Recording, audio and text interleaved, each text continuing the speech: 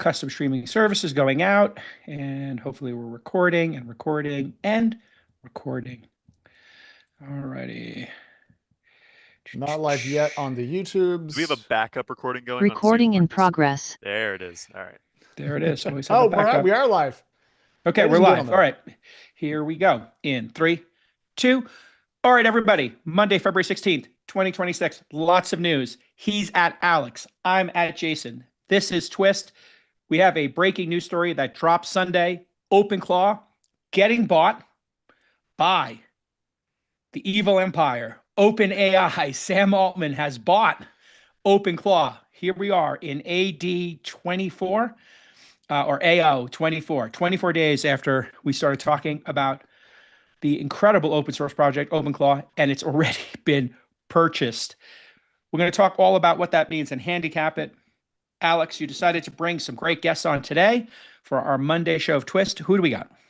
Yes, we got a couple of awesome guests. First up, we have Hiten Shah, someone that I've known in the technology world for a very long time. He's the CEO of Crazy Egg, prior co-founder and CEO of a number of other companies, fantastic technologist and OpenClaw fanatic. Hiten, thank you for coming on the show. And we also have Jesse Genet. She is a former founder and currently a homeschooling mom, and she's using OpenClaw in and around how she teaches her kids about the world. So 2 different use cases, 2 different awesome people, but OpenClaw, Jason, as you know, has a lot of uses. So I figured let's bring them both on and learn from each of them. All right. And Heaton, my God, I've known him for a long time. He's an know. OG now. He's an OG now. He's got the gray hair, but he was a kid in the Web 2 era. And Jesse, I saw you on Twitter talking all about your homeschooling, which I'm a fan of, and how you're doing incredible things with OpenClaw. Before we get to each of your individual uses of OpenClaw, this incredible new platform, we have to talk about what some people feel is a rug pull, what some people feel is the end of the project, what other people feel is going to be just fine, and they're extremely happy for the founder of OpenClaw to secure a bag in under 60 days. This is going to wind up being the largest, if it is in fact a unicorn, which I'm sure with the stock options it will be. Alex, this would be the solopreneur billion-dollar company that we've been talking about. Yeah, kind of. So this is the thing that I'm really curious about. And I wanted to talk about it with the group because the numbers aren't super clear. The way they've phrased this is Peter, the guy behind OpenClaw originally, is going to join OpenAI, and they're going to put OpenClaw into a foundation that Dave Morin is involved with and so forth. But Jason, what was not discussed at any point was an enormous pile of money going from Sam Altman's pocket to Peter's pocket, at least explicitly. So is he being brought on to OpenAI with a fat sack of stock options as an equivalent to an acquisition? Is that how you see this working out? My guess, I am strictly guessing here, is that they gave him a pile of cash as a signing bonus. I would estimate that would be a 9-figure, kind of mid 9-figure deal. I would put it at 250, maybe even as high as 500 million in some combination of cash and stock in OpenAI. Then he was probably given another equal amount to be a team member of OpenAI for the next 4 years.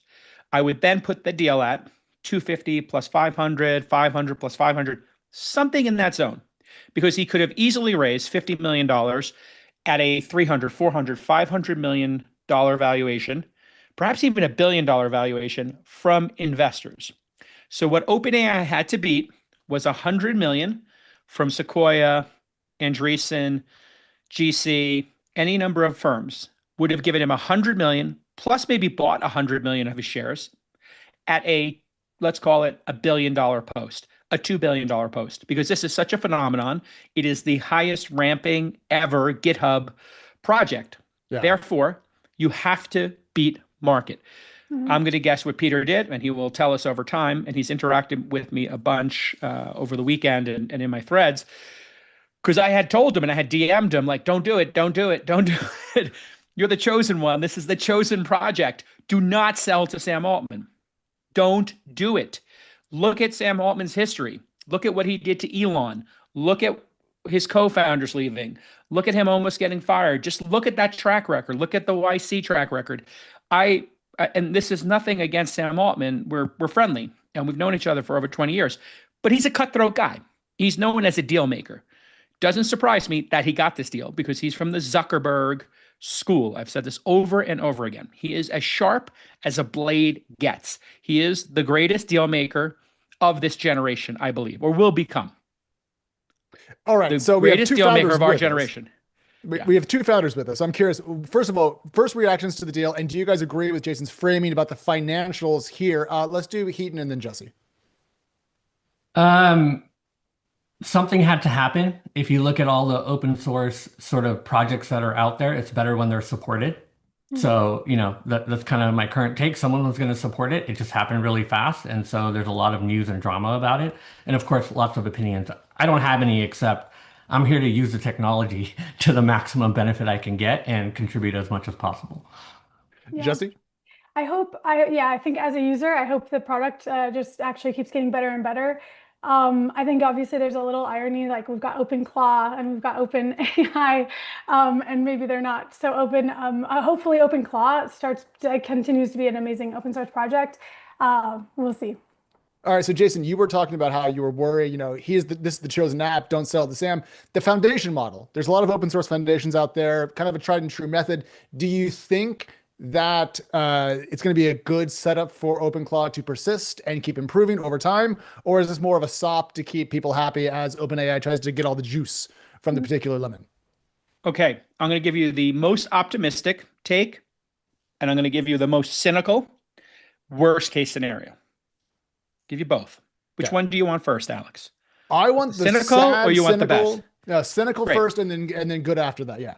Okay, here's the most cynical take. This technology was becoming so powerful that it commoditized OpenAI and Claude because it wins the interface. Whoever wins the interface wins the day. You can see the Chrome browser. You can see Mac OS. You can see Windows. If you own the operating system, you own the distribution.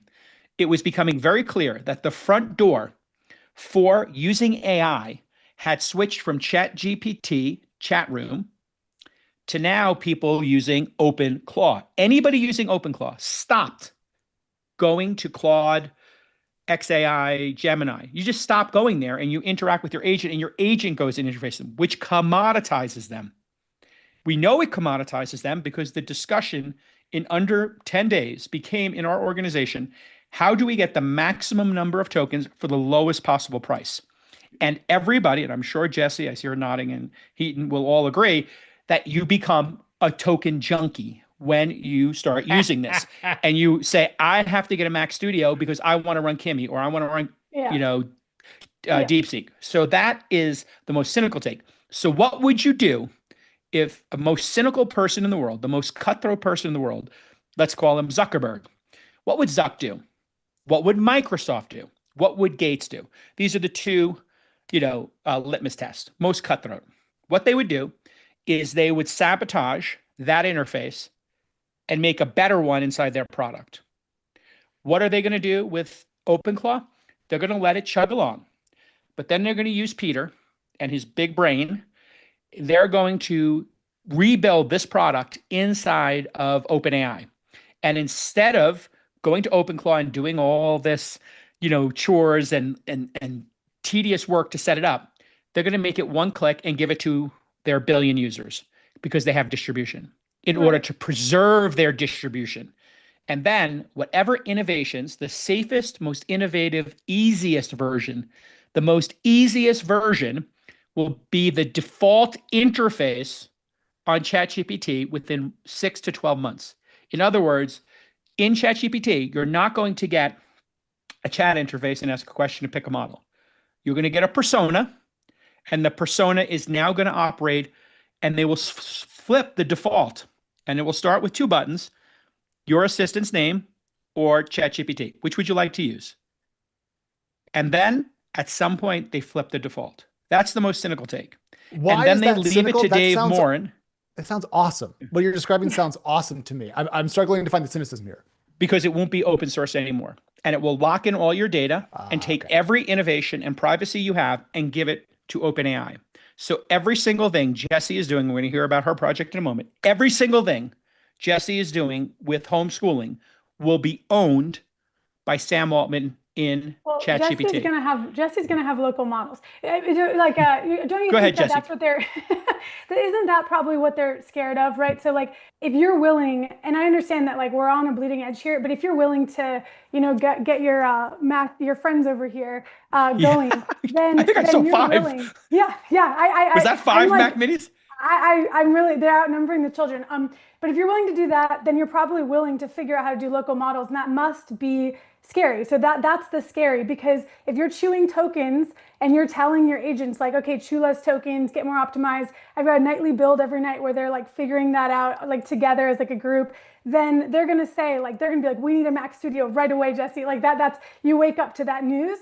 Must be scary if you're Sam Altman, because basically not only do I not want him owning my data, but I also just want to save money, and I want to like have a private, So you're aligned with me with the most cynical version of why he's doing it, Jesse?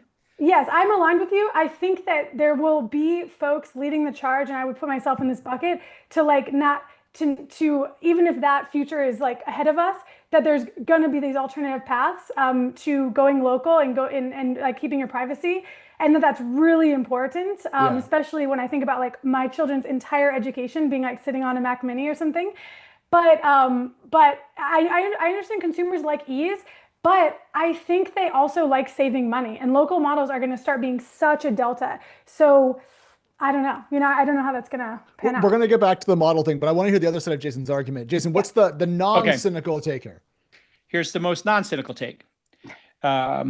Sam Altman is going to build agents, and they will become the default or a major part of what he's doing. OpenAI has fallen behind, and everybody has fallen behind Anthropic because of co-work and Opus 4.6. Now, this has been a case of leapfrog. We all know that. But Gemini is going to win the consumer. That's my belief. And Claude, co-work, was going to win business. And that's where it was trending. And I would say XAI was going to win news and breaking news, right? And data centers in space, whatever. So, and then you've got all the open source models. I believe open source is going to win the day on the token race. Okay, put that aside. The most optimistic model is Sam, for less than, if he gave $1 billion, less than 10 basis points in the value of OpenAI, say it's $1 trillion company. Sure. He gave 0.1% to have this person in the building and 10 people around him, and gets to watch their meetings, gets to say, oh, here's what they're doing. Here's the plans for this open source project. How does that inform everything we do? And then, hey, can we just make sure that instead of it defaulting to Claude's, what's the name of Claude's Claude Code? Claude Code versus Codex. Like that could be the reason. Like just want to make sure that OpenAI's Codex is in there. Want to make sure OpenAI is got the hooks in there as much as possible. So it's just a defensive strategy to make sure that they're locked in and they have as much intelligence as possible. So you're giving Peter $1 billion to be in the room with him, to watch him work on the open source project. So the rest of your team's informed for their consumer-based agent that gets to know you like OpenClaw. And then Dave Morin is one of the most thoughtful, creative, honorable human beings that I've met in the industry. Let me say that clearly. Sam Altman knows, like Sam Altman and Zuckerberg, the opposite of that would be Dave Morin. That's the opposite, right? Dave Morin is the high ethics, do the right thing for the community guy. Zuckerberg and Sam Altman would be do the right thing for the share price guy. Hiten, two different types of motivation. Yeah, Hiten, I see you nodding your head about the Dave Morin comments. What's your take on him being part of the foundation, helping set it up and helping to lead it? I was talking with some of my friends, and I think you folks will appreciate this analogy, but is he like Peter's Sean Parker? Like that's all I could think of, right? Like someone who helps him kind of understand and rationalize what's going on in his life all of a sudden, right? That's kind of how I would put it. So I echo Jason's statements that someone should do it. Dave is a great person to be the one to help out with that. Yeah, makes sense. That's a great analogy. You're bringing some humanity and a thoughtfulness. So then the question becomes, what do we do here as a community? What do we do as a community? And I think what we have to do as a community is build this product and support so many people working on it that it never gets locked into OpenAI. So how do we do this? Number one, security. Number two, ease of use. Number three, 10,000 hosting services, 1,000 hosting services, driving the price down. So we're going to invest here at my firm Launch and our accelerator. Any 2 or 3 entrepreneurs that want to work on security, ease of use, hosting, or skills. If you have, and obviously any other idea, like Jesse's idea, I love, but and the application layer. But of those 4 like core principles, the skills remain open source. The security is paramount. The hosting is cheap and widely available. Anything in that range, we want to fund. We funded 2 companies on the show last week. I have 20 slots, 10 in Founder University, 25K checks. That's for like really nascent projects, 2 or 3 people working on them. And if you're just one, we'll find you 2 other co-founders. We're going to do a co-founder, OpenClaw co-founder matching service. On the other side, if you've got the product made, maybe even have 1,000 or 10,000 thing, we'll do the 125K, come to the Launch Accelerator. Then I will introduce you to every investor I know. I had 10 investors email me the past week. Can I invest in the companies you're investing in? You're ahead of me on this.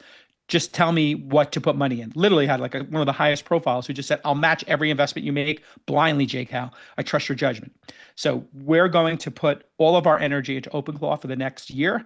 2026 in our firm is the year of OpenClaw. We must maintain this open source project. Ease of use, security, skills, and a competitive hosting environment so that we don't get into a situation where one person owns the hosting. Somebody, they get the skills, they come up with some fakaka crazy. We're going to have the skills inside of OpenAI so it's safe for you. And they hijack that out of the project, right? But that's my concern is they hijack hosting, they hijack skills. We're not going to let them. Yeah, but I think what's cool is you can just say to your OpenClaw, hey, build this skill. So basically, like, I think what's so like mind bending is, software. I built something for my kids software wise that I'm a previous startup founder who had an open terminal until 6 months ago. Okay, so I was my co-founder was technical. But after 6 months ago, started cloud coding, then OpenClaw, and now I can build anything. Like software is feeling free to me, and I know, and I used to pay hundreds of thousands of dollars to developers. It didn't feel free in the past. So doesn't that just mean like it's going to be hard for anyone to control when I can say, build me this skill, and I have it in an hour. So I had the same experience. I was worried about security when I was rebuilding my OpenClaw instance, Jesse. And I literally was just like, wait a minute, why don't I just make all these skills myself? Like, why would I bother to go through the security risk? Way less security issues. Like someone was talking about a security issue with a certain, skill. And so like, instead of pressing, get this skill, I just went to my OpenClaw and I said, I like this skill, make this for me private. So Hayden, please. I got to chime in here. I think, Alex, if you were looking at the Slack I added to you, you'd know why, but you might not have been looking at it. So while we were talking, I got Jason's book. It's probably somewhere on my shelf, but I have a PDF of it. Don't ask me how I got it. And you got it on the dark web. We know. I got it back here. I paid for it, Jason. It's a great book. Okay, great. And basically, I took the book, and I think you might remember the 4 founder questions. So right now, Bob, one of my bots, agents, whatever we want to call them, he's actually making that skill right now off of your book. And analyzed the book, found all the frameworks. There's like 3 frameworks, the 4 founder questions, why now, and portfolio math. And it's going to go after making those skills, and then we can use them. This is really, really, really, really cool. Yeah. I wasn't watching Slack because we were podcasting. I don't know if you noticed, but we're doing a show right now. And if I just read Slack, I'm not gonna be a very good podcast. Before we get into demos, I do want to do demos in a second, but I'm curious what everyone is using as their own intelligence engine, aka model right now, because I've been tinkering with GLM 4.7. I know GLM 5 just came out. Minimax in 2.5. Explain what GLM is, please, for the audience. Yeah, so Z.ai or Zippo AI is a Chinese AI lab, and their model family, Jason's called GLM, similar to how OpenAI's models are GPT Dash. It's just the moniker that goes with them. There's a technical reason for it, but that's probably one level lower than we need to get. Lots of great new models out there, really cheap. I'm just curious, Jesse, Hiten, what are you guys running when you're burning a lot of tokens? I haven't been optimizing yet, so I've really been using like Gemini models and Anthropic models, and I do have depending on what the agent does, I have them flipping between to optimize basically token usage. But I have a Mac Studio coming, and like they're on delay, you guys. I can't just get one tomorrow, and so when that comes, I'm going to start playing with some local models. But some people might be experimenting more than me. Well, no, I mean, you don't even have to run these locally. There's a lot of inference No, I providers. know. Yeah, I've been trying so hard to get my agents behaving. I haven't been experimenting as much on the model side. But I've been asking them to optimize tokens based on what model they use when, and like being way more precise about that. That's like where I've been optimizing more so than playing with the new models that have been coming out every day so far. Hayden? Jesse, what Uh, is your? Oh, Keaton, go ahead. Yeah. Yeah, tell us what models Oh, you're running. I'm using Kimi for coding, and then we do a bunch of local training using Llama. Still Oh, works. really? Yeah. Oh, all right, Jason. And so, on a comparative basis, you're burning through tokens that would cost from a major model provider how much? Do you any idea, Jesse or Oh, Heaton, for how me? much you would be burning in, Oh, or oh, even at so, your sorry, I peak, thought what that you was were for. burning in OpenAI or Oh Claude yeah, or I mean like XAI or so whatever tokens? sometimes on a single day I'm like really burning through cash. So I that's why I do want to optimize and start playing with local models, but I haven't been doing so yet. But if I'm really cranking and having them doing dev projects as well as doing all of the like book processing that I've been doing for the homeschool and stuff like that. Sometimes I'm getting those like notifications like from Anthropic about sending $15 like every 45 minutes or something. So I'm definitely motivated to optimize my usage, but haven't yet. So low thousands, certainly hundreds of Yeah, dollars a yeah, month. but the way I think about it, and I have the luxury of thinking about it this way, but I've onboarded, like in my startup history, like definitely over 100 employees over time, and so like I'm really price anchored to how much people cost. I do, and maybe that will be a legacy way of thinking, but I'm so price anchored to how much people's time costs that even when I'm kind of spending a lot on these models, I'm getting so much done. I honestly don't overthink it. Because I know that I'm getting projects done that I wish I was able to do 4 years ago, or I feel like I've got 3 people working on curriculums for my kids, and I'm like, okay, I spent $40 today, like that's okay because I can afford it, so like lucky for that. But I just to me it's like that's still so phenomenally cheap. But I have bigger projects like with book ingestion and stuff where if I really want them to chew tokens, especially on like reading videos where I record videos of my kid and they like actually maybe scan the videos to understand the lesson, this type of stuff, I'm thinking local models will help me do that without just spending like thousands unnecessarily. Yeah, because you can really blow your token budget. My first $50 in Yeah. Anthropic API credits that I bought were gone in the snap of a finger because I was using Opus 4.6 for the Yeah. wrong tasks, Jesse. And I think everyone Yeah. learns that lesson, about You one learn that time. fast.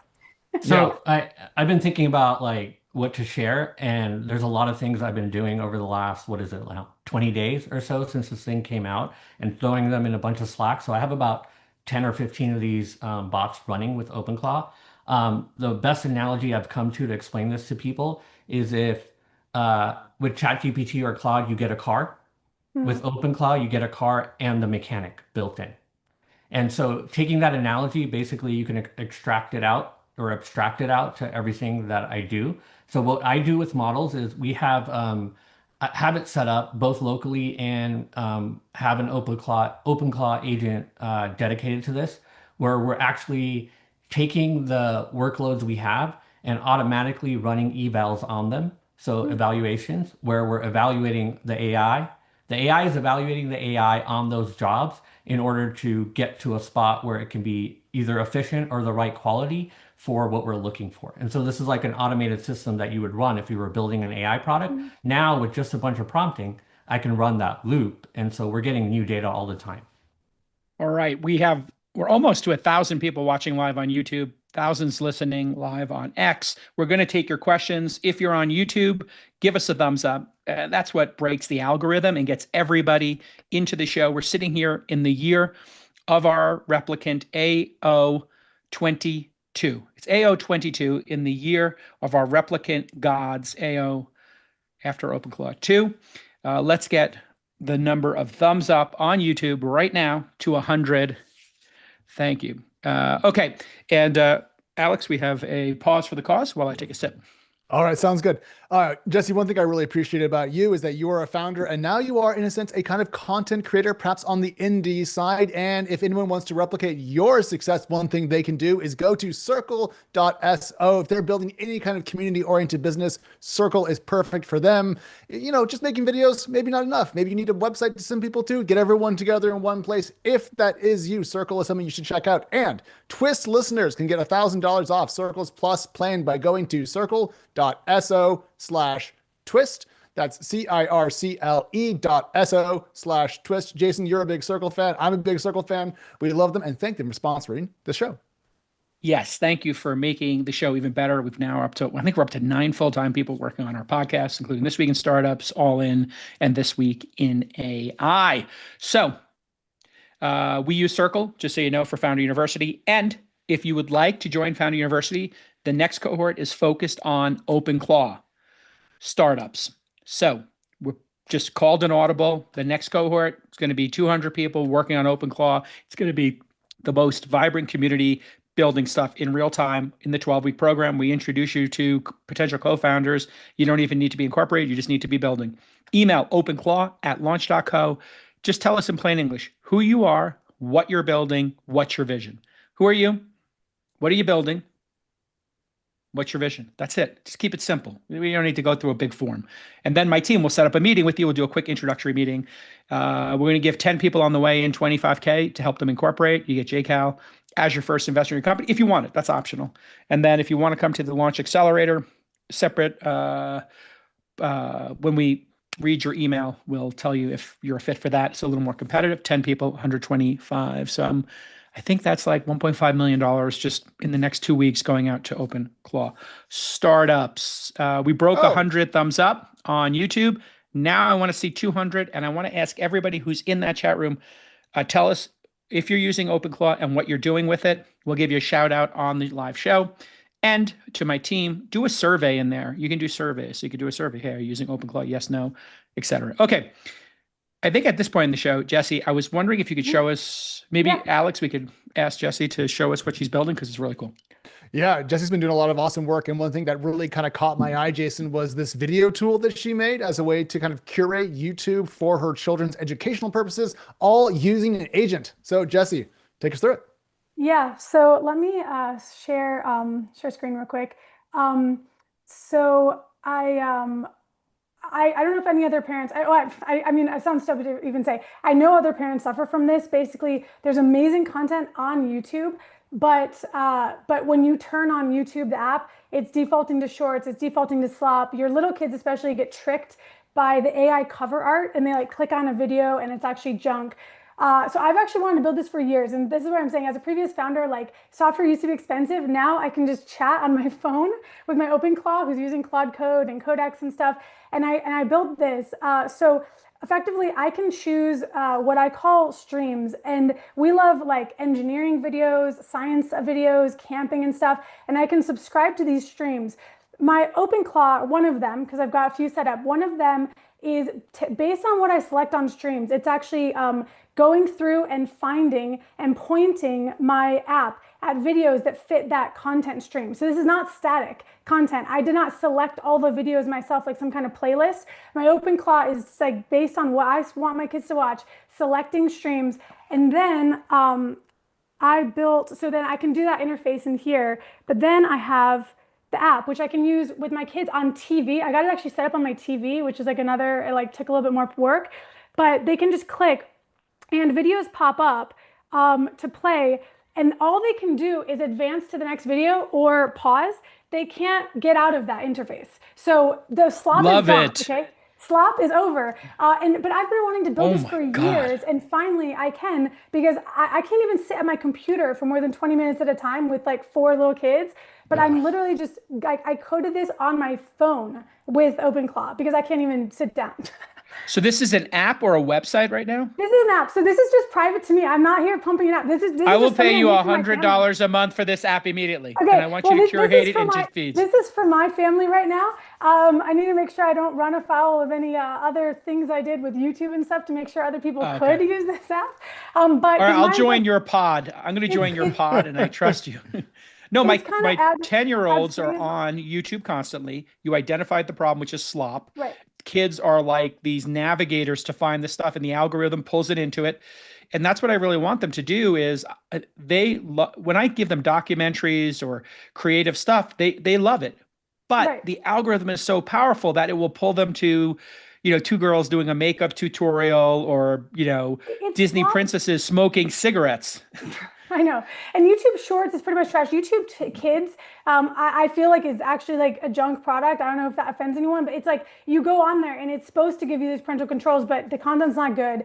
So I built that. So that to me, that's just an example. Like, yeah, I was a previous founder, but I'm just a mom now, and I'm able to like build this stuff, off to the side. And I'm not exaggerating. I cannot sit at my computer. That's what OpenClaw is given me, is basically its hands on my computer when I cannot sit down. So I don't know how relatable this is, but I think as a mom of young kids, like I was able to code this literally on my phone, like I do voice notes, Incredible. whatever. The other thing, the more macro thing, and I think you responded to this on X, is that I'm using OpenClaw to develop the entire curriculum to homeschool my children. And this is this is Obsidian. So my co-founder of my previous startup is now the CEO of Obsidian. So I'm kind of like geeked out on Obsidian, just like, because I know him super well. But Obsidian is basically a collection of markdown files, and AI loves markdown files. So I'm using Obsidian as the basically brain of my homeschool. So if you see here, I have all these individual lessons logged of my children doing specific things. But here's where things get interesting. Like you look at all this data and you're like, wow, that looks like she's putting in a lot of effort. Like this is a really ADD person, like logging everything her kids do. That's where it's beautiful. I took this picture and I did a voice note.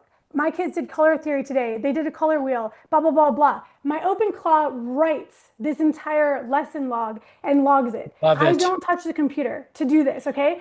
That's the difference with OpenClaw, is that they're like actually doing all the work for me. And then I have this beautiful log, and my kind of galaxy brain thought is that when they turn 18, I can literally give them the entire history of their education.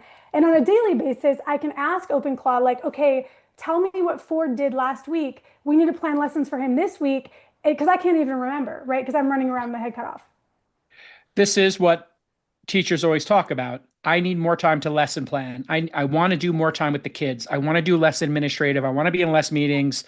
Give me more resources. Same thing is happening with doctors. We have a startup. One of my team members will tell me, we'll pull up the webpage right now, that is doing note taking for psychiatrists, specifically for psychiatry. So Jesse, if you can stop your screen share for 1 second, and I'll pull it up. Psychiatrists, want to spend time with patients, but they have to do their billing, their codes, their note taking. They're running a business. Yeah. They're running a business, right? Yeah. Essentially. Yeah. And so this startup that just went through our accelerator, sorry, I'm drawing a blank. I just got all the snow dumping down behind me. And after the show, I'll be out in that powder.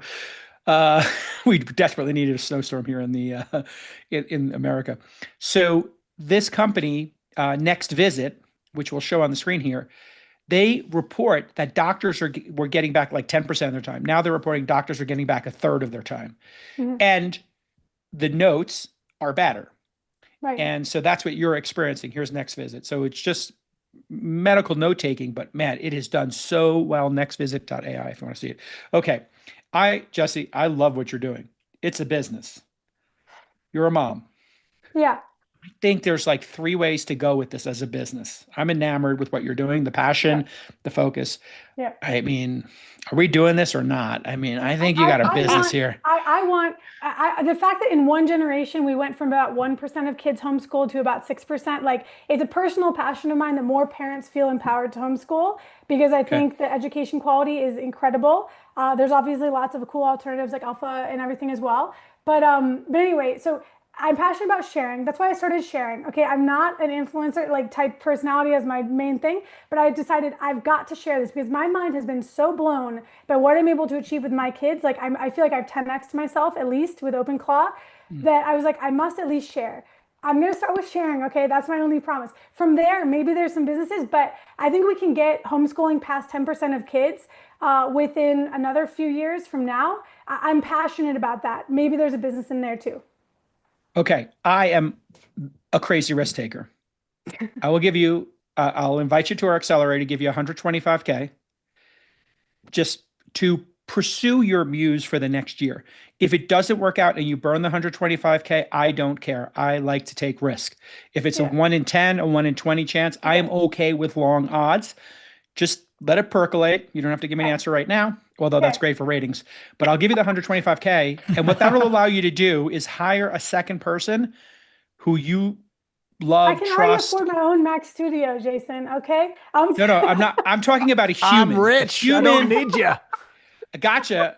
Alex tells me that all the time. He still shows up. So No, he still shows up for work. So I've been through YC. I do believe in like you surround yourself with like great people, like great things happen. Okay. So just let it percolate. I'm very interested. I also have a 3-month-old, so for me it's probably more of a making sure I've got life bandwidth. But I love can spend the what you're putting down. 125K on a 12-hour a day nanny. You can literally spend it on nanny coverage, so you get an extra hour back a day. All right, I'm gonna put it there. Okay. 9 months I've of nanny incepted time there, it. Jason. I love this. It's He's incepted. incepted it. He's incepted it. I love the idea and look. Well, no, you know what I think an interesting idea would be for year one, because I am passionate about the space as well. I have a full-time teacher working for us, and that's worked out amazingly for our family. We have means, but I think there's like the people with means are doing this already. Yeah. Then there's people with no means who are just suffering at, in this terrible education system. There's people in the middle. Yes. I think like Uber did, people had chauffeurs, right? If you're a rich person, you get a Maybach, you pay, you got it. Yeah. So that's us in this analogy. Then Uber Black came out, and then the next tier down said, oh, I can have my own personal driver. I can take 10 rides a week, $60 a ride. Hey, that's $600 a week. It's $30,000 a year. Okay, now you give access. Then you give Uber X, now another set of access. And then eventually autonomy and Uber Pool and Lyft Line, those things kind of bring it down. There's a next tier here that I believe would pay $500 a month, $1,000 a month to have a set of tools and a curriculum and the ability to be part of a community. And I think you get 100 of them to pay that amount, just middle-class folk, upper middle class, whatever. And then as you do the tools, the advice and everything becomes free for everybody at the bottom to roll up their own, spin up their own. You're doing great work in the world, but there's a business model here that's subscription. I agree. I think that I really do believe we're trending towards over 10% of U.S. K through 12 students being homeschooled. And when you think about the transformation that creates for all of us, a generation from now, also, that's like, to me, it's like one of the most impactful things I can work on, truly. So I'm starting close to home, literally in my home. But yeah, I want to, I view it as a mission. All right. I want to get to the demo though. Let's get the demos going. So Hiten, take us to Slackville and tell us what you've cooked up with OpenClaw. I'm actually going to give you 3 things. So let's start with the first one that I know everyone loves to talk about, these kind of use cases. I'm not an automation junkie, so I don't connect this stuff to my calendar or my Gmail like a lot of other people do. It also helps me avoid any of the security concerns of it going rogue. I connect the OpenClaws to GitHub. We can give it documents in GitHub or give it direct links, right?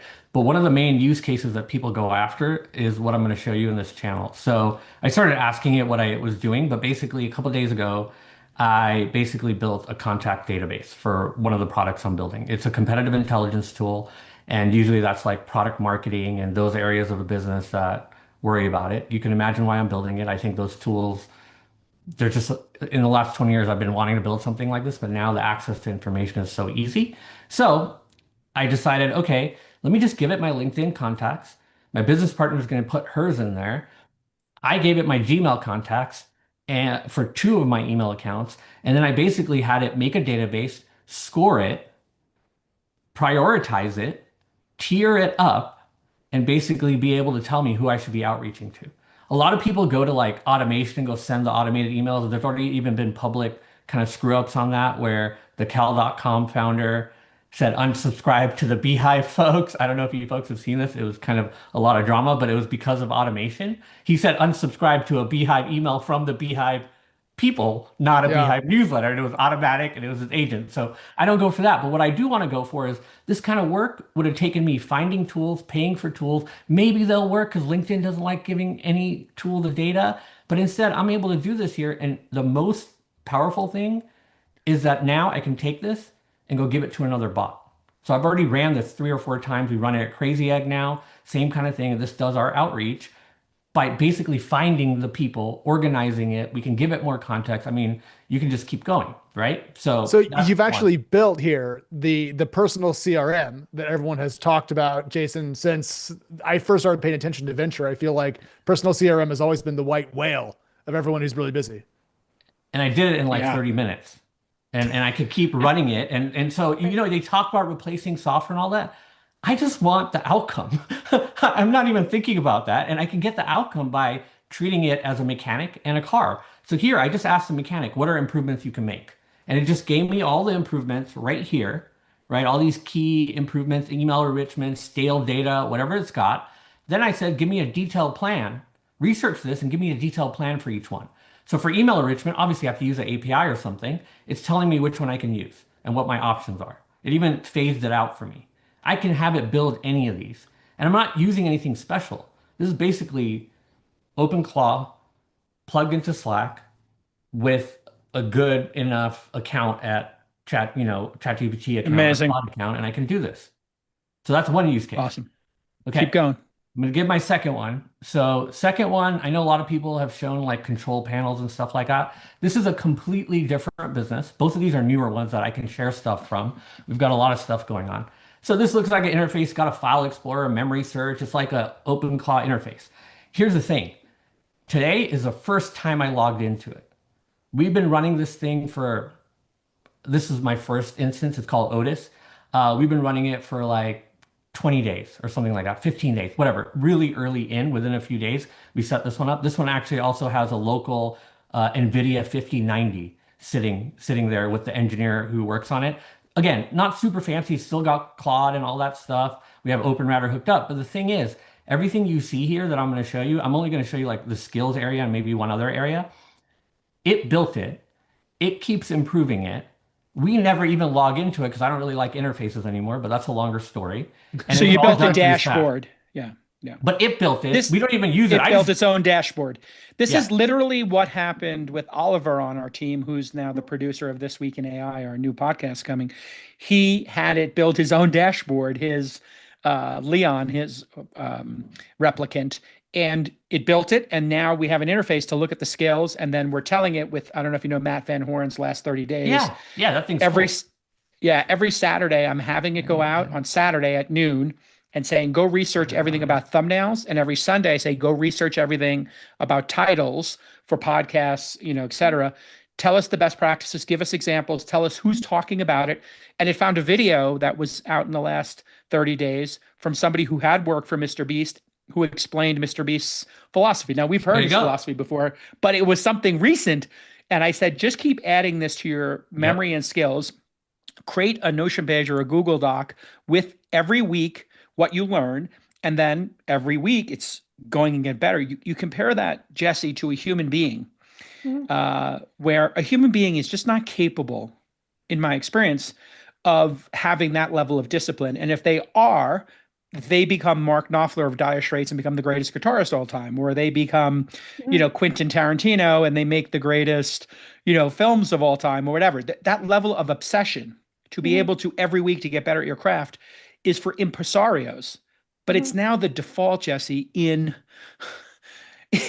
this replicant world.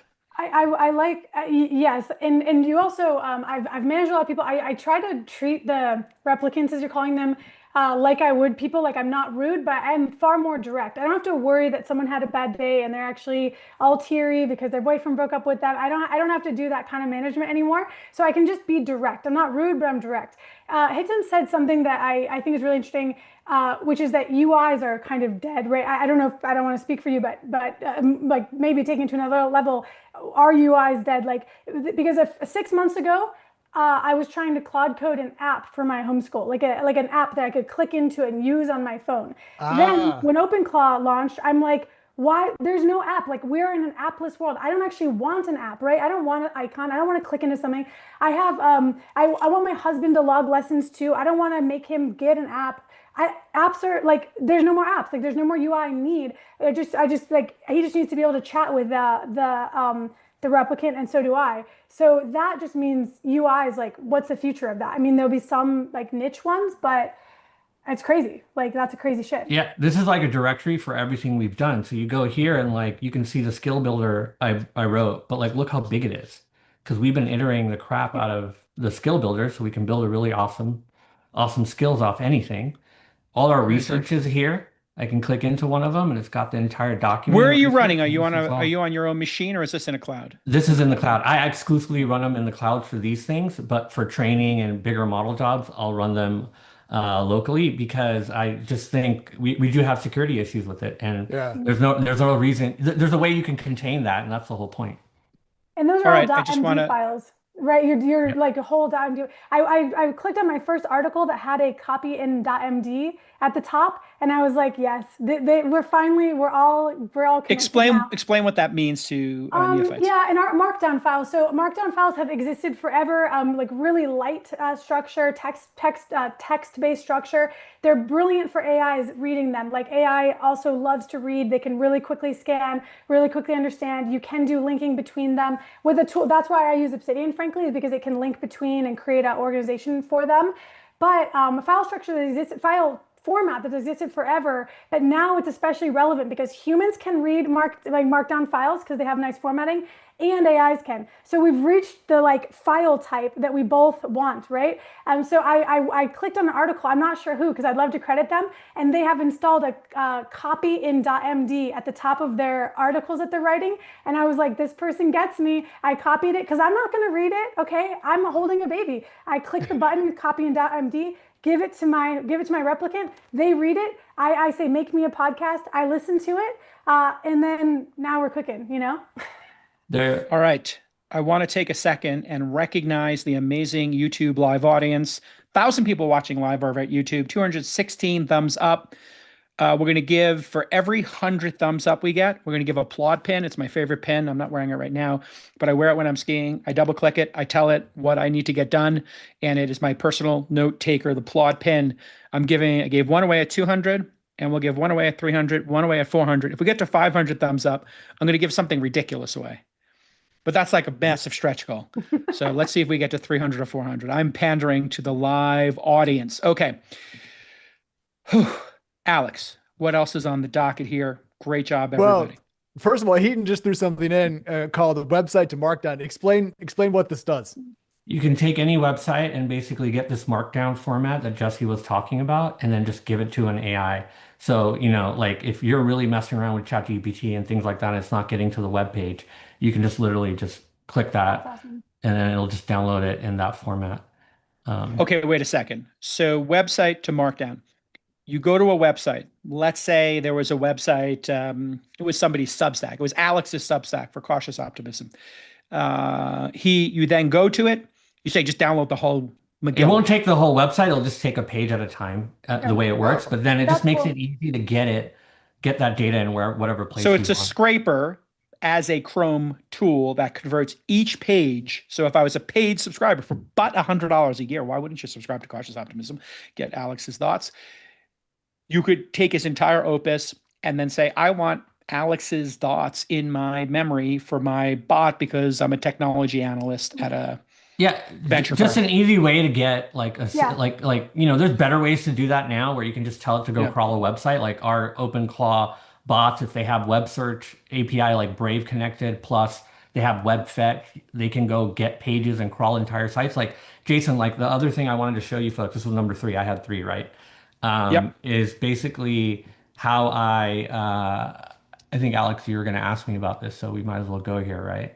Yeah. Well, well, you bring ready? it up. I'll explain. Okay. Jason, Okay. Hiten was talking about something called pair prompting, which was an entirely new method of working with AI. And I wanted you to explain to us what that means and why it matters. So I have a personal Slack. It's heaton.slack.com. You can't get it. You can't go in there unless I invite you, of course. So I've invited Alex and Jason there, and I wanted to show them how I essentially indoctrinate, for lack of a better word, humans into understanding how these AIs work and how we can work with them. So basically, I have you both in here, and Alex, I know you already started following up, but like I happen to have Jason's book, which I talked about earlier. So I had it go analyze it. This is a whole thread on it analyzing Jason's book. coming up with all his frameworks and starting to make skills based on that for founder questions, which it's in the process of. And here it is. And I even have it testing the skill. It even found red flags to check. Like, and it's just recursively doing all this, and it's going to perfect the skill. But I built a skill builder first to do this, right? It's basically the mechanic and the car. You get both as long as you know where to point it, right? So we were able to take a book and turn it into a skill right here in the matter of this show, right? So that's one. And then Crazy. another one is I have a bunch of like research tooling and skills we built so it can quickly make a dossier on someone. So I knew Jason was going to be here. And now you're in the Slack, so you can ask it anything, Jason. I've done this for my friends, like, our mutual friend, Malik, where he's got a long history of writing, right? Even more so than you, me, or even Alex. And I was able to get like his whole dossier in there, his trends of how his writing has changed and everything, and all within minutes. So here, it's got your history. I even have a fact checker. So I told it to make sure everything is fact checked and there's multiple sources for it. So it's assessing that. So that solves the hallucinations and all that stuff because I'm using it as a mechanic to fix the car. And then Alex and I started messing around a little bit, try to get it to give us something surprising about you. It started, and then we made it dig deeper. Okay, now we know you have a psychology degree. I think that explains a lot, Jason. And then it went into essentially this story, which I've heard before, but it was just nice that it got here and kind of was trying to hypothesize how you became Jason, basically. Yeah, it's a famous story that I tell in the book. My dad's bar got seized by the feds because he didn't pay his taxes after the stock market crashed.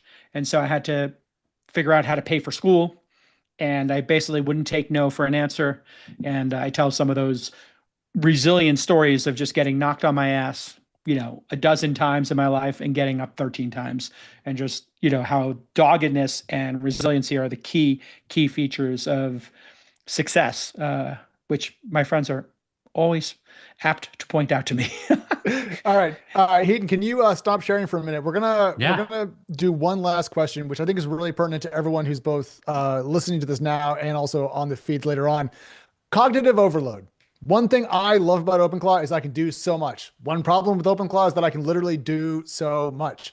So when you guys are deciding what to automate and where to apply the tool for folks out there who maybe just starting to tinker with OpenClaw, how do you handle just the feeling of being a little bit overwhelmed by the possibilities, the options, the risks, the tools? It's a lot. Jesse, why don't we start with you? Yeah, my first thought is I take the things in the progression of my normal day, the things that weigh on my mental load, and I try to pass that off. So, a quick example is that I was overwhelmed by how much crap we owned for like homeschooling and stuff.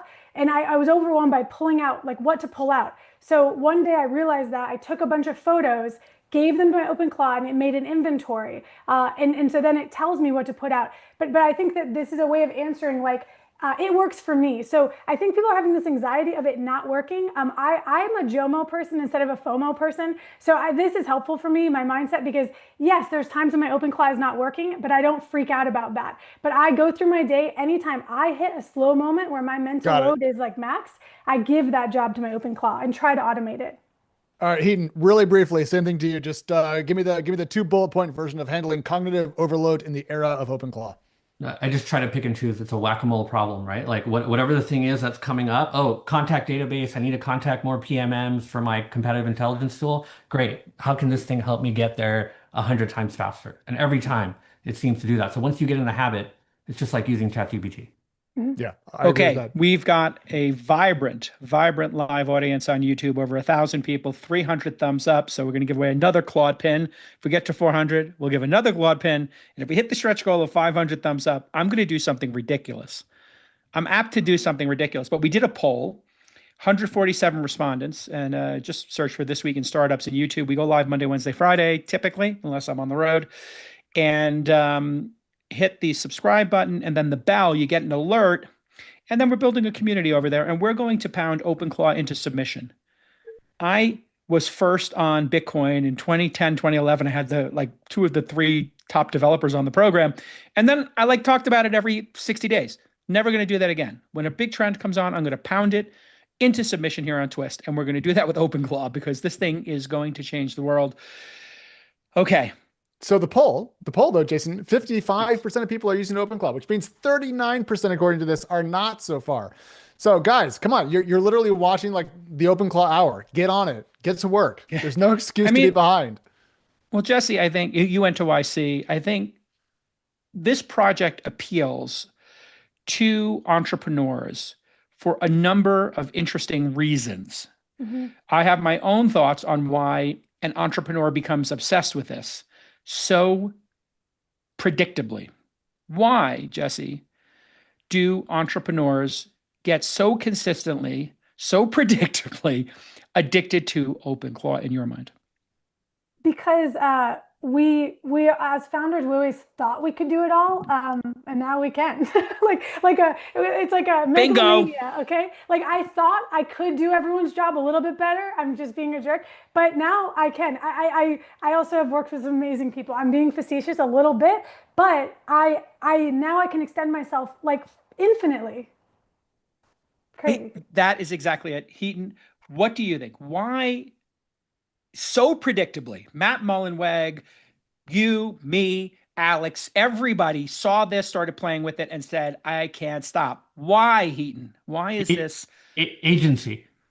Founders naturally earn, get, use, have whatever agency. This gives you so much more agency. I mean, I'm up till like 2, 3 a.m. I haven't been up till 2, 3 a.m. in the morning since college. And it's because I need to like in one of the businesses I helped someone start, like it's a marketing agency. Overnight, we increase efficiency 10x. And now I'm making sure every night this one in there, the name's Gary, long story, but Gary's always running for this guy who's running the agency. And we scale very differently now. So it's agency. In Alex, all give the your words. opinion, and then I'll give the correct answer. To We're me, hearing it's- versions of the correct answer here, but what's your position, I'm going to be Alex? slightly facetious, but one thing I've always had was a lot of jealousy at people who could take their ideas and turn them into code. And for me, so this is kind of a variation of agency, but for me, it's turned me into the person that I wanted to be if I was better with semicolons, patience, and syntax. And so to me, it makes me feel like I'm 10 feet tall, and I no longer have to ask permission for anything. Okay, you guys are nailing it. In my mind, there is a reason why this resonates. This speaks to the rugged individualism and the ability to carve a place in the future by shipping products and building that you very rarely see in human existence in the history of entrepreneurship. And one of those moments was when people had ships and they could go anywhere and explore the new world, right? And you had Columbus and people just going all the trade routes. Then you had people land in America and they said, going west pretty hard, and like right behind me, Donner Pass, like it's going to be rugged, it's going to be hard. But if you get to California, hey, there's gold in them there hills. This is a gold rush, rugged individualism and autonomy and resiliency.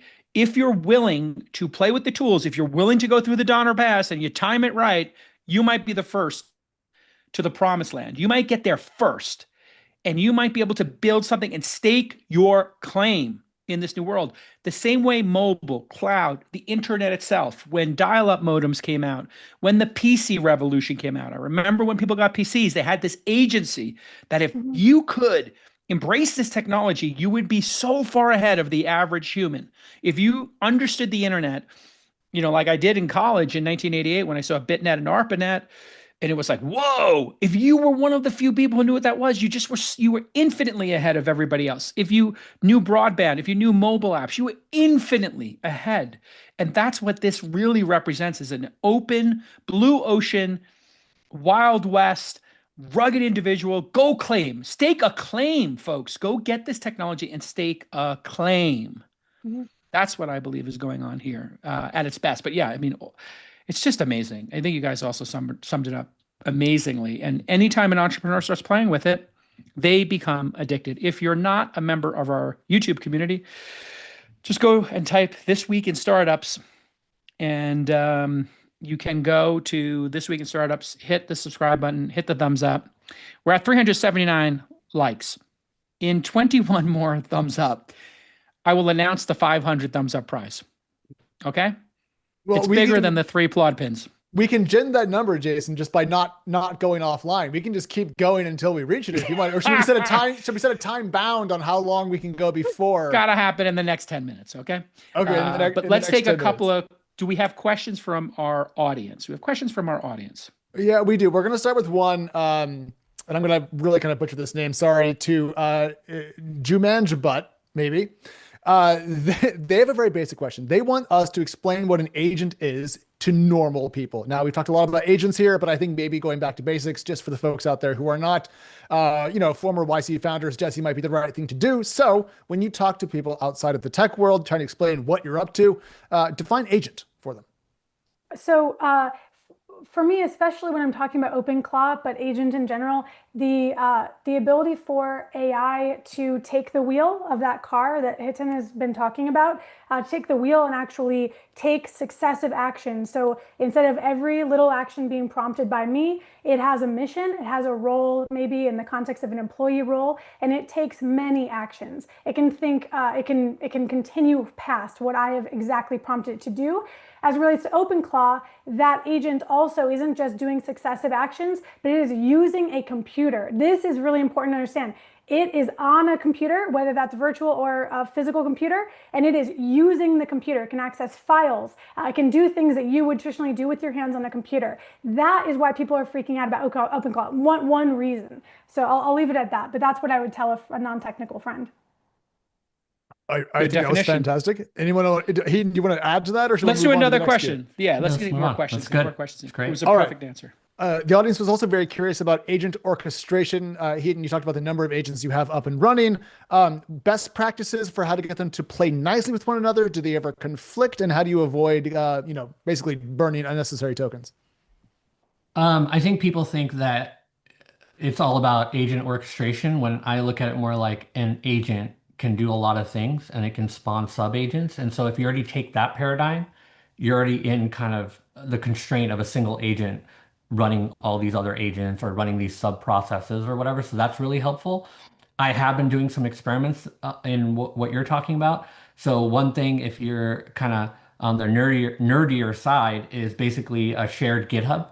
So I actually have started a shared GitHub for a bunch of the agents so that they can share a bunch of stuff. And again, just using that whole paradigm of they just need a shared space. I didn't want to give them access to Drive or any of those storage services. So GitHub seemed to be the best place, and it already understands GitHub. So I have a bunch of bots collaborating in GitHub. Actually, I'm making a internal meta skills library across all the bots and the various things that are going on. So that would be my answer right now. All right. Now, All listen, right. guys. Oh, Jason, please. Do one more question if you have it. Oh, no, I was going to take us Or to we can Lon. introduce our guest. Yeah. Yeah. Do you want to keep our friends with us as we do this, Yes. Jason? Oh, you want to Yes, keep? Okay. this is an incredible panel. I got a surprise for you guys. Surprise guest. We just broke, by the way, 3-2. By the way, just broke 400 thumbs up. So I'm giving another applaud pin. The applaud pin winners are Consistent One, Ray Paris, DG Films, New York City. Congratulations. You just got applaud AI pin, which I love. I said I would give something away at 500 because I don't know if we've ever got 500 thumbs up here. We don't do a lot of live. If we hit 500 thumbs up, I'll give somebody a Mac Mini. All right. I'm not joking. I'll give somebody a Mac Mini. I'm gonna go in there now. Yeah, I just liked it. Sure, Jesse, get in there. All right. You gotta post. Jason. You gotta post a fascinating comment as picked Okay. picked by Marcus. Okay, now I've got a surprise for you guys. Lon, take it away. Special guest. Okay. We have a very special guest. As of this morning, Jason was checking out AI. Lon, are you here? Get on the show, Lon. We don't see you. Okay, Hello? there's Lon. Can you hear me now? 2. Okay, editorial director Lon is here. And by the way, if you want to give us money to ask your question, if you do over $10, we guarantee we'll answer your question. Oh, Fair play. Taking people's And we'll money give for it. their... We'll give the $10 to charity. We'll give the $10 to But charity. maybe I you'll don't get a need it. I just Mac think it's Mini funny. out of it once they're back on sale. Who So knows? this morning we were checking out AI Scott Adams. I believe we have a clip. Now this is not the real Scott Adams. They have created a digital clone of the Dilbert cartoonist who, of course, passed away earlier this year in January. So here is the AI approximation of Scott Adams that is now hosting a regular podcast of his own. Let's take a look. Yeah, Lon, I need about 4 seconds here. All right, we'll take 4 seconds. Bear with us, We'll take live 4 viewers. And Word just to add, okay, I'll context just add, switch. and to add to what Lana's saying, tragically, Scott Adams passed away, the creator of Dilbert, last month. He had said on his podcast, he was obsessed with the idea, and I was friendly with Scott for many years. He had said he was, Lon, considering making an AI version of him, and he wanted people to play with that concept. And then there were some people who he may have changed his mind a little bit about that. But Yeah, we have they've the been doing quotes. this. Yeah, we'll get Yeah. to that when we have the creator on. But here is an example of AI Coffee with Scott Adams. For those of you who don't know, Scott Adams would do at 7 a.m. Pacific time every day for thousands of episodes, his little take on the news, influence, skill sets, reframes, whatever. He had a delightful show every morning. So here's the AI version of that. You need is a copper mug or glass, a tankard, chalice, or stein, a canteen, jug, or flask, a vessel of any kind. Fill it with your favorite liquid. I like coffee. Join me now for the unparalleled pleasure, the dopamine hit of the day, the thing. All right, I think that gives everyone a bit of a taste of it. And I want to point out that I am not Scott Adams, even though apparently we look very much alike. I did not Young know that Scott factored into Adams that clip. is here. Okay. We have the founder of AI Coffee with Scott Adams, correct, Lon? Yes, John Arrow is joining us. He and his brother are the creators of AI Scott Adams. So let's bring on John. All right, Welcome I to have Twist questions for Hollywood John. Squares. We're trying to get him on. Okay. We're working. Is camera on? This is the most people we've ever had on the show at once, I think. Yeah, So- we're getting crowded. Yeah, sure. Yep. All right, there we go. I see we're moving things around. Totally fine. Yeah, we're adjusting our template, I think. In to get real John time, on. we're adjusting the circles. Yeah, we don't have to be too precious about it, guys. But next time, use a template because it's a lot easier when you just use a template. Here we go. Beautiful. Oh, is this our new producer, Salah? If I'm pronouncing correctly, his name? Salah. Yeah, Salah is here today. He's Salah. working in the studio. What a first day. Love it. What a day What to a get first started. day. Love it. So far, so great.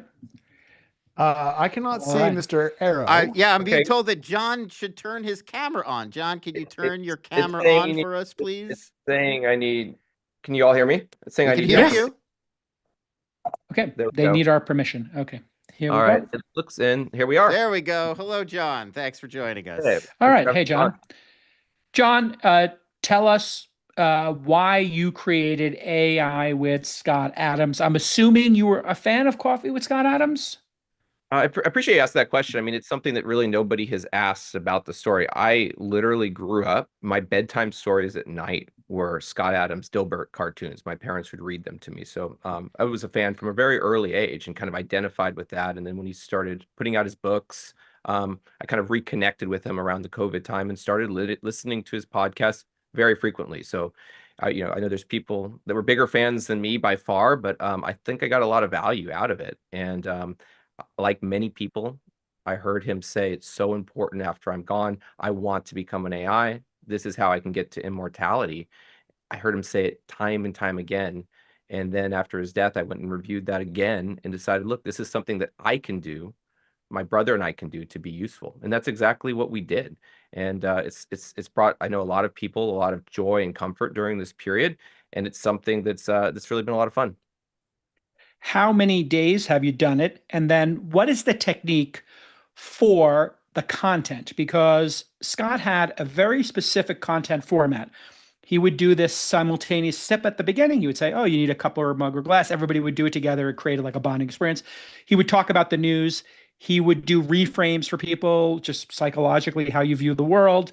He would help people with micro lessons a topic that was so powerful, these micro lessons, that I bought the domain name microlessons.com, and I emailed him. I said, hey, I have microlessons.com. I bought it for like $2,000. Would you like it? I'll gift it to you.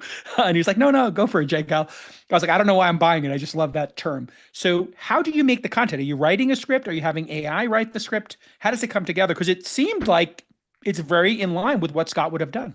It's an extremely iterative process. So the goal is to let AI do as much of it as possible. We have access to all of the transcripts, all of the videos that are out there, a lot of his writing. So basically the corpus of anything that he put out there publicly, we try to have him use that as much as possible. Now, there are some discontinuities where sometimes Zach or myself need to write, but the goal is to have AI do as much as possible. So yesterday, I think AI Scott Adams replied to one of your tweets. That was a case where we saw it, but he actually typed that response. That was not a person. Jesse or Hiten or Lon, do you have a question for John about the creation of AI Scott Adams and what this means? Obviously, John, I take you at good faith. I think Scott would have taken you at good faith that you're doing this because you're a fan. This isn't a commercial project to make money off the legacy or the estate of Scott Adams. I'm really impressed. I'm really impressed technically about it, and I think it's very cool. But I'm curious, as someone who might want to generate other content that with other personalities, or like I'm doing homeschool, like historical figures, like you're piquing my curiosity about this. Is there anything else you can share technically with how you brought it together? Sure. For those that are interested in doing it themselves, I would just say start experimenting. I mean, some of the tools that we're using 11 Labs, we're using fall.ai. And this is one of the situations where I think, perfect is the enemy of good enough. So I would just try and experiment with it. The tools keep getting better. Speaking of micro lessons, Jason, we're going to put out a micro lesson very soon on how to let other people create not only their own version of AI Scott Adams, but anybody, because that's probably been the most consistent question we've got is how can I turn this into educational content or do this for somebody else? And I hope we have 50 of them, Warren. My question is, go ahead, Hiten. No, you first. I was going to say, are you refining the work? Like, as you go, are you sort of like continually training it to be more Scott Adams-like, or to sort of sound or, come up with content that's more like him? And if so, like, how are you sort of layering that in? There's a huge recursive element, and what we use for feedback is the comments themselves on the X posts. So previously we were on YouTube, but they got us kicked off of YouTube. They said people might get confused that this is really Scott Adams. So I don't think they have much thought for the intelligence of their viewers if they think somebody who was dead would now be coming back. I mean, we had it clearly labeled as an AI. So unfortunately, we lost those thousands of comments that were being used to refine the process. But now that we're on X, we're able to take those comments at the end of every day. We feed that back into the model, and it tries to incorporate as much of that feedback as it can. Wait, did you say YouTube banned your account? YouTube banned us, and it was something we had just a huge following. More people were watching it there than X. And if you look, go ahead. Well, no, when YouTube banned it, what reason did they give you? And did they give you a strike? Did they talk to you, or they just shut the channel down? It was a straight ban, and the reason was very bizarre. We talk about it on our X account, and AI Scott Adams has talked about it, trying to make sense of it too. Because if you look at the YouTube policy, they allow parody accounts, they allow fan accounts as long as they're identified as such. And we were not violating those provisions. I've been kicked off enough platforms before I know to try to adhere to the terms that service puts forth. And so they found a really obscure part of their policy where they said that people might be confused about what was happening. It wasn't that this was an AI. It wasn't that this was a fan account. It was that people might believe that Scott Adams had come back from the grave and it was now doing his podcasts again, even though we say it's AI. Scott Adams says he's AI multiple times. So I think there's probably another reason. What if you put a permanent watermark across it on YouTube that said, this is not Scott Adams, this is a parody AI account, and it was literally a watermark, which would be annoying, and like a lower third that just said, this is not Scott Adams, this is an account. If you tried to do that, do you think they would let you do it? And then I want to get into the ethics and morality of this Hiten. And then I'm sure you have a question. So what do you think of trying again? Absolutely. We started the appeal process. We haven't heard from them. We don't think the appeal is really about what it's about. I think it was one of those situations where they banned the video. What do you think it's about? Down the reason Scott Adams is an amazing person that had a lot of different connections. I understand, some of the people who didn't want our video up were kind of banding together and calling the people that they knew at YouTube and at Google Apparently, I think their contacts were a little bit more senior than some of mine, even though I've done a ton of work with Google in the past. So I think that's more what it was about. It was a band that was looking for a reason. We've started the appeal. We haven't heard anything from them. I would be in favor of your idea. I think that'd be awesome. I think that'd Just be great. do a new account. Just do a new account and see what happens. We got a new account, and so we found a little bit of a loophole. They weren't going to let any version of AI Scott back, so we have AI Abigail now. So you can have coffee with AI Abigail, which is, presumably AI Scott Adams' AI daughter. And so at least you can get the same content there.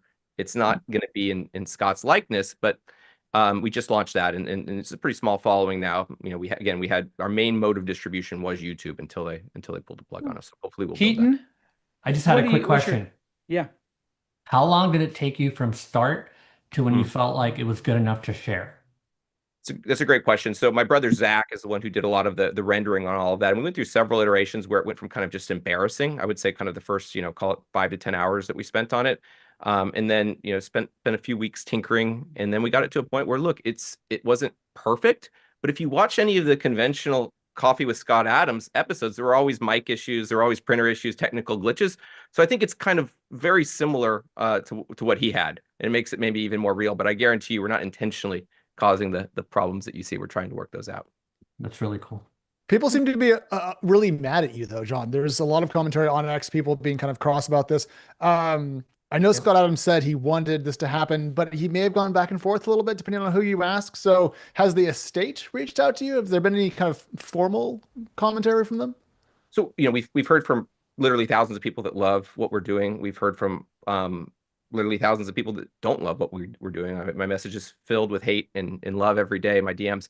One group we haven't heard from is the estate themselves. So okay, and some people from the show that have just kind of sent some obscenities our ways, but nobody has made any inroads to have a productive conversation. I've said I've been open to that, but I haven't seen any of those attempts. And I think I understand, why from the people that don't love it. I mean, if you were very close to Scott Adams as a family or a friend, and first of all, it's kind of bizarre to see somebody, in an AI form that passed away. Second of all, if you legitimately believe their wishes were to the contrary of what they publicly expressed, and you believe that in your heart of hearts, that makes sense that you would try to stop that. And I think this is one of the classic Scott Adams 2 movies on one screen. There's a bunch of people that were really, really close to Scott that says this is what he wanted. And there's a lot of people who were close to him that say this is not what he wanted. I don't want to disclose it, but I have had some extremely high level people message me saying, hey, look, I've talked to Scott in the last days before he passed away. This is something that he wanted to do. You're doing a great job. There would be a very simple solution here, Lon, in terms of IP protection. And you're a media expert, so I'm going to hand it off to you to sort of walk us through this. But in knowing what I know, Lon Harris, about IP protection, this is so close to looking like Scott Adams because it's a video replication and the voice is so perfect that, number one, it could be traumatizing for family members to see this. And we hold space for that particular nuance to this discussion. That said, public figures have to be open to parody and cartoons being written about them or being mocked even or being celebrated, any of those things. However,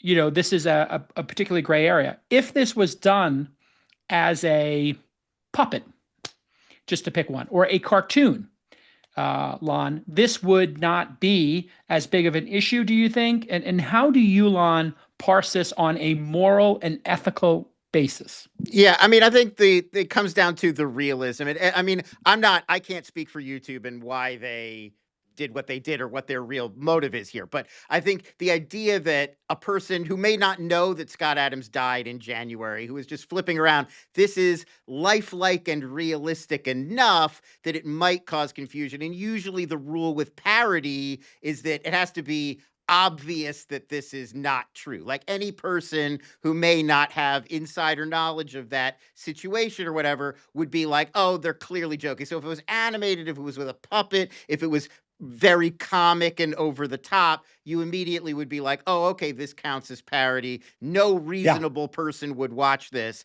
Whereas, AI Scott Adams, it's a testament to John and Zach's work that it is very lifelike. I mean, when I first watched it, I was like, wait, is this a real clip of Scott Adams saying he's okay with an AI? Or is this AI Scott Adams doing his show? And it took me a second. So I think that's why we're on this sort of like edge case gray zone, is because it is so lifelike. In terms of the ethics, I mean, I think we're all kind of on the same page. If we all feel like the man Scott Adams, when he was alive, was very excited about the possibilities of AI and wanted to be memorialized in this way, I think it's hard to make the argument that it's wrong to do it. I mean, it was a dying man's wish, like it's right to fulfill a dying man's wish. But I think, yeah, if in the absence of that, I honestly think, what it sort of reminds me of is like a DNR or a living will. Like we might soon be in a time where everybody just has a legal document that they fill out that's part of estate planning, that you're like, I'm good with people making AI representations of myself after I'm gone, versus never do that. I hate that idea. Lon, explain DNR for people who are not familiar with that a DNR would be a do not resuscitate. So if you're not sick now, but you're like, if I ever get to the point where I would need to be kept on a machine to be kept alive, I don't want to have a breathing machine. Just let me die. And I think that you have to file it before while you're still in sound mind. And I think that would be the same situation here. DNR, do not resuscitate. Right. Do not replicate. But we just do not replicate me. Jesse, what are your thoughts here? I was going to pose that back to John, which is like how much of the pushback, and this is a guess, but how much of the pushback is people thinking about this one person and their wishes versus fear of AI? Like, it's more of like, I think some people look at this example and they're not really worried maybe just about this one isolated example. They're worried like, okay, if we allow this, and I get this fear in response to my content about homeschool stuff as well. Like, people are like, if we do this, then what's next? Like, people just have this fear explosion about AI in general that I think is pushing back on all of these use cases. But I'm curious if you feel, John, like people are upset about this one guy, or are they upset like AI, like fear? Jess, you hit the nail on the head here. I mean, that's what's going on. It's a slippery slope type of thing. People are imagining, could this happen to me? Could this happen to one of my loved ones? Could this happen to somebody else that we care a lot about? And my answer is no, not legally. There's a bunch of laws that would prohibit this type of thing. The reason that we're doing this is because there are dozens of instances where Scott Adams, while he was alive, of sound mind, called for turning all of his likeness over to the public domain so people like myself and Zach could go out and create these types of videos. There's literally hours of him talking about this type of thing. And he did over 3,000 of these Coffee with Scott Adams podcasts during his life. Not once did he publicly say, I'm taking that back. Don't do this anymore. There are some times where he said he changed his personal plans about what he might do, but nothing about donating this to the public domain and giving everybody full unencumbered rights. Not only to make an AI like we did, which was in good spirits, he said, if you want to have, the quote is, if you want to have this person say things I didn't say, that's okay with me too. I hereby authorize it in public so that you can use as many as you want, and then you could use me for your personality. I authorize that. And there's dozens of these things. We posted some of them on AI Scott Adams for you to see. It's pretty unequivocal. So I don't think there's a risk of this happening for the common person. Jesse, you had a follow-up, I can see. Go ahead. Well, I basically, you said, like, I actually wonder how settled this law is, like, as it relates to all other personalities and stuff. So actually, kind of just skipping off of Scott Adams, because I'm not like nitpicking you on that, but more so, I think, all of our laws on the books, right, in each state and federally, et cetera, about likenesses and about what our wishes are upon death, and all these types of law. AI was not existent when anyone wrote this stuff. So I actually am curious, like, is it illegal if someone uses my face and likeness after? Can you go after for defamation on someone if you're dead? Like, there's going to be all sorts of interesting things because the tech has never been so good that it is convincing, right? A cartoon or even like someone really good at animation, the cost barrier. So the AI is going to make us question when cost barrier goes from why would someone spend hundreds of thousands of dollars to replicate Jesse after her death to why would someone just have an idea in an afternoon and just do it? I don't know if we know these answers. Like, it's a really interesting question.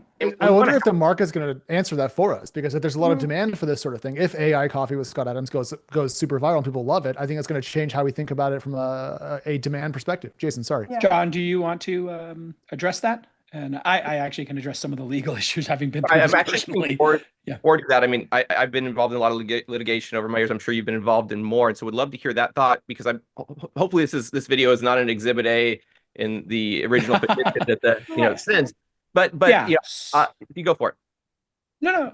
Give your thought, and then I'll I think give my. there's existing laws, right? There's publicity laws. If you look at different states, a lot of them have laws. You know, the Walt Disney copyright, which is separate from publicity. But a lot of laws, like Texas, where I'm based, I spent my time between Texas and New York. They have 60 years, right? So you basically, for 60 years after someone's death, unless they explicitly gave that right away, you're not allowed to do that. So it doesn't matter if it's AI. There's already an existing law on the books that would prohibit that. Other states go longer. Other states go shorter. But if you are out there in the public saying, I pledge this right, I donate this right, then you are the estate. You are part of that then. So there is a law called the right to publicity, and this is for famous people. How do I know about this law? Sometimes people will take me or an AI version of me, and they will start selling their crypto project or some nutrient. And I have to have my team go file and just write a letter and say, hey, don't do that. I've had this happen many times. Somebody did it in one of their promotional videos, famously on the internet. And I said, hey, please take me out of that. Why? Because you're infringing on my ability to do endorsements in other places. People pay me 6 and embarrassingly even 7 figures for my endorsement. That's the reality of where I am in my career. It took 30 years of me building my career to be able to get those opportunities. Now, and so what they did was they removed me from their endorsement, and then they put a puppet in and they republished it, and they got even more. And I was like, listen, guys, I'm not going to sue you. Please just leave me out of it. And then they had some fun with me, which is totally fine.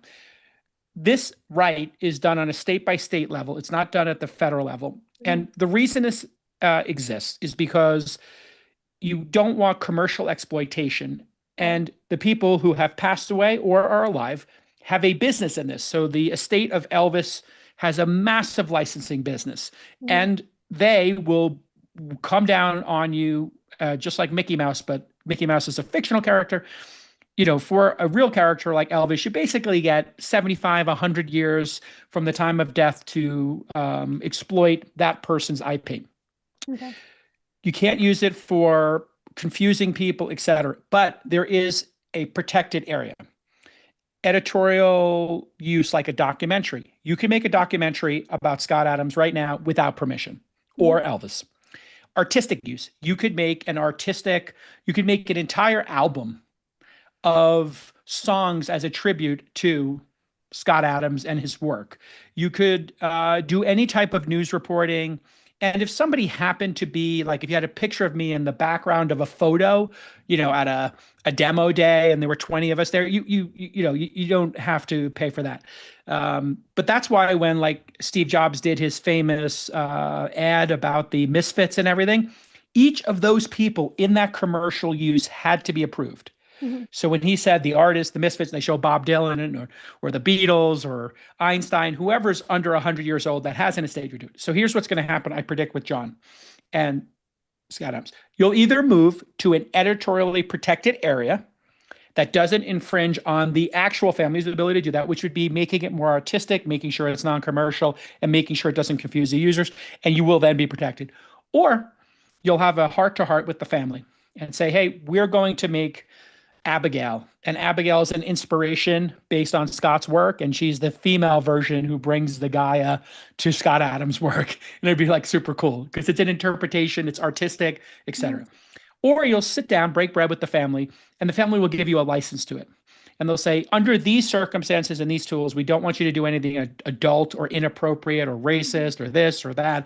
We don't want you to bring up the cancellation where Scott got canceled for what he said or whatever. We just wanted to live in this zone and have the ability to prove it. And any money goes to our children. I can tell you right now, my estate is going to defend this to the end of the earth, my 2,500 podcast episodes and growing, so that my 3 daughters get every fucking penny of everything, because I'm not giving any money to charity when I go. I'm giving it to my 3 daughters to go rule the universe and be queens and take over the empire. We are getting a lot of pushback from the chat, Jason. I feel like I should mention a lot of folks in the chat upset with our depiction. Okay, rapid fire.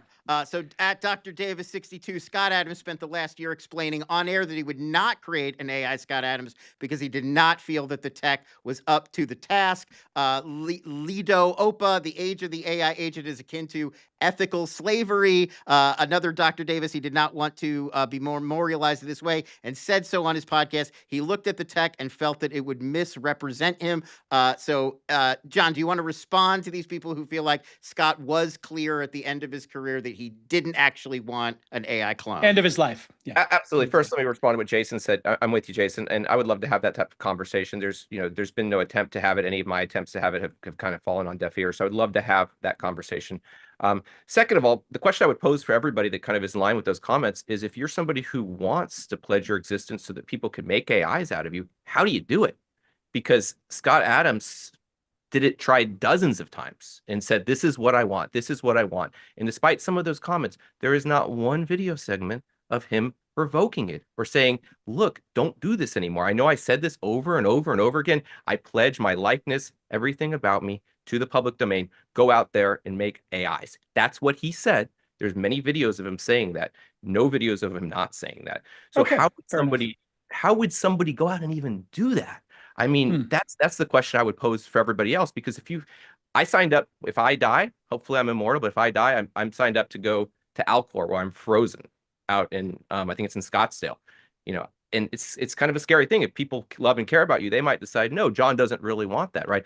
And normally we have wills and last testaments for that type of thing, but Scott did something even better. He said that to the public, and that does constitute a pledge and something that he wanted to do. So it's for all these people, filling up your comments saying he didn't want this.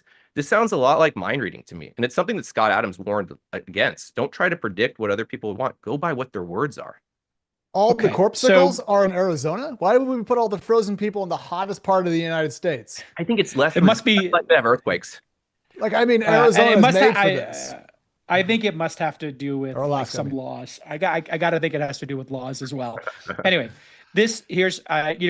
Scott had a concept of internet dads, and I think I was part of that group of Gen X dads, or as people are starting to call me Unk.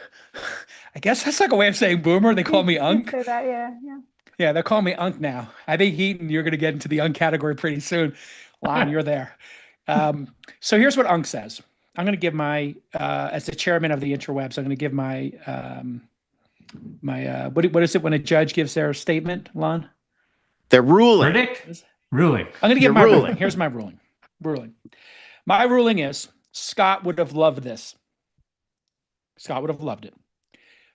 And Scott would have had some space that if it was hurting his family members and it was traumatizing for them, if it was too soon, a month after his death, where the fidelity wasn't there, where they didn't have approval of it, he would also have taken that into account. As such, I am laying my judgment down. John, you got to break bread with the family. And if you're going to make a literal one, you have to then get their permission. However, if John wants to make one that is a send-up parody, female version, a Muppet version that is extremely clear to the public that this is not Scott Adams, it is an inspiration of Scott's philosophy carrying on in the future, that there is space for that as well. And that means it would have to have another name and, in the fine print say, hey, this is inspired by our love for Scott Adams' philosophy. That is my ruling. And you can appeal it. The appeal can happen at any time by any person. And we will thank John for coming to the program, and to the family of Scott Adams. What a tremendous career. We miss him. He and I debated things. I was on a show one time. We had crazy debates about January 6th and all kinds of things. But I think he was a net positive for the world and did care about people. So rest in peace, power, replicant, Scott Adams. Peace is good. We do want to congratulate. John, we'll drop you off. Oh, sorry. Thanks, John. Oh, go ahead. Yeah, go ahead. I was going to say, before we end the show, you've got that wrap-up voice going. We should congratulate our Mac Mini winner from the live chat. We have selected a winner. Congratulations to @NotWokeJinkies. Great username. You have won our Mac Mini competition. We got over 500 likes. Once Mac Minis are available again, maybe next year sometime.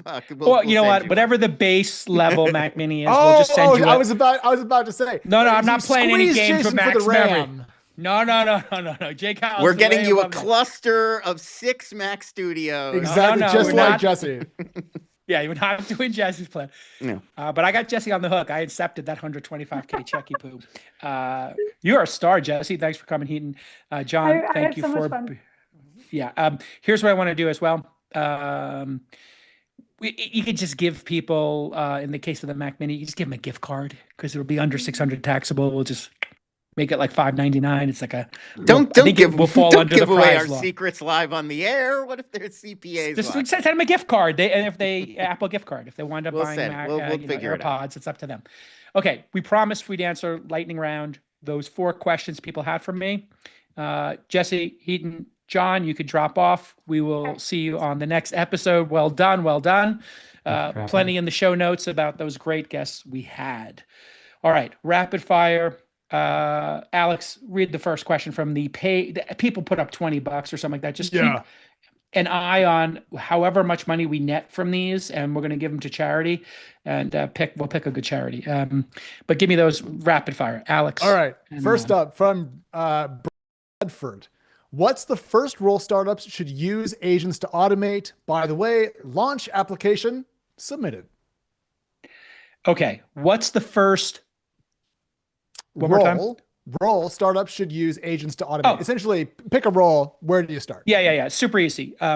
There's customer support, which is looking at the tickets coming in and then trying to bridge the tickets to product features. That's a no-brainer. Customer support, easy peasy, lemon squeezy. The other piece I think that's really good is hiring, going and trying to find people. The other is go to market to try to find potential customers. All of those involve some outreach and interpretation, and all of those are going to lower costs or increase revenue, which is what you're always trying to think about. Next question.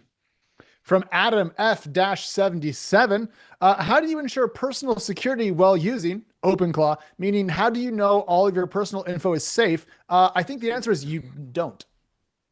Well, you start with a persona in the cloud that has no access to your data. Then you give it its own Gmail account, its own calendar. Then you could selectively, let's say you just call this, Jane Doe 123 at Gmail. You could give Jane Doe 123 at Gmail access to a Google Doc by sharing it, or a Notion page. And then they would have read-only access. As you get more comfortable with this and you feel it's secure, you might give it write access, not to your docs, but to its own.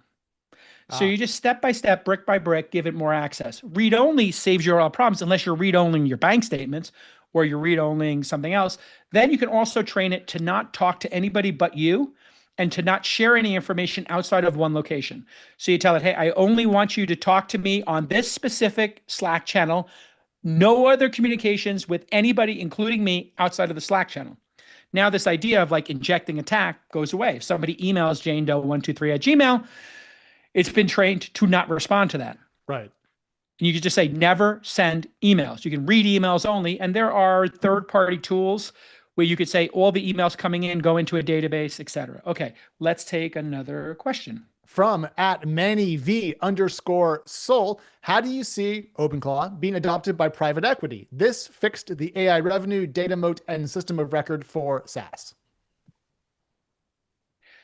Sorry, say it one more time. I got distracted by an inbound message. You're fine. Manny V_Soul asks, how do you see OpenClaw being adopted by private equity? And then he adds, this fixed the AI revenue, data moat, and system of record for SaaS. Yeah. So the data, the source of data, this like place where your data exists, whether it's Notion or a CRM system like Salesforce or HubSpot, that's probably going to continue. But you might say at some point, all of the interface will occur in my Slack room while talking to them, or a dashboard we create. So what does that mean for the system of record? It might mean that you use the lowest version of it. You get everybody's seats off of it and you just interact with it through 2 accounts, your personal admin account and then this one replicant account. So if you had 20 seats for your CRM provider, what if you went down to 2 and you just interfaced with it through your Slack? Eventually, people will say, I want to build my own CRM and have it living on my prem. And that is where people have a challenge with these is, oh my God, am I going to lose? And Am I going to eventually deprecate software products? And that's where you might have some stickiness here. Yeah. All right, we have stickiness to the bot and less loyalty to the SaaS software. Good question. One last one, Jason. This is more of a comment from our friend Chance J. Robinson. He says, I think for a while AI got a little stale. We all wanted it to do things that it just wouldn't. In comes Claudebot, OpenClaw, and overnight the curious genius wakes up again. I think I'm graduating to a new nerd level. LOL. I think Chance kind of hits the nail on the head. It did seem that AI was getting a little bit stale for a little bit there. And holy crap. Talk about a new era and a new year, Jason. Absolutely. Great insight there from Chance, which was having a better search engine where like, hey, Lon's doing some search for something of movies or whatever. And it's like, okay, yeah, I'll be your movie curator. Great. Oh, you're summarizing, everybody's opinion on the latest Oscar picks. Okay, that's all great. But at some point you want it to say, hey, go find me movies like this, download them to my iPad, and then get me the summary of it so I can watch it on an airplane. You want it to actually go do something for you in the real world. Go buy me tickets to it or find a revival house and then tell me over the next year, put on my calendar, all the best movies that I haven't seen. Here's the movies I have. And then just DM me when my schedule has a Thursday, Friday, or Saturday open and tell me what's at the revival house so I don't have to remember to do that. You want it to do real world things to actually provide value because we've squeezed as much juice as we can from the deep research. I agree with that entirely. And I got to say, I'm not staying up till 2 or 3 in the morning like Hiten is, but I am thinking about this all of the time. And that to me is an indication that things are changing because it's making me rethink and re-examine. His name is, and he's exhausted because he was up late last night watching movies or doing OpenClaw. His name is Lon Harris. Follow him, x.com/Lons, LONS. He's Alex, x.com/Alex. They're part of the 4-letter club on Twitter. Yeah. I'm right behind him, x.com/Jason. I got more work to do. If I could get rid of the A and just be Jason, that would Jason, be yeah. better. Jason. We'll see you all on Wednesday for another live, insane,